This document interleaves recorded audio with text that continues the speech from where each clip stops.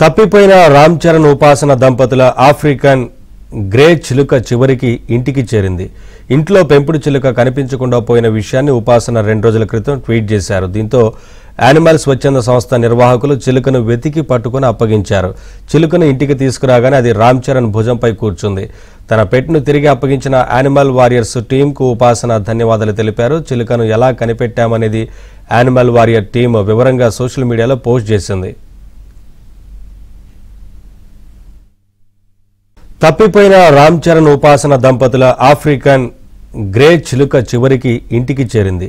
ఇంట్లో పెంపుడు చిలుక కనిపించకుండా పోయిన విషయాన్ని ఉపాసన 2 రోజుల క్రితం ట్వీట్ చేశారు. దీంతో యానిమల్ స్వచ్ఛంద సంస్థ నిర్వాహకులు చిలుకను వెతికి పట్టుకుని అప్పగించారు. చిలుకను ఇంటికి తీసుకురాగానే అది రామ్ చరణ్ భుజంపై కూర్చుంది. తన పెట్ను తిరిగి అప్పగించిన యానిమల్ వారియర్స్ టీంకు ఉపాసన ధన్యవాదాలు తెలిపారు. చిలుకను ఎలా కనిపెట్టామనేది యానిమల్ వారియర్ టీం వివరంగా సోషల్ మీడియాలో పోస్ట్ చేసింది.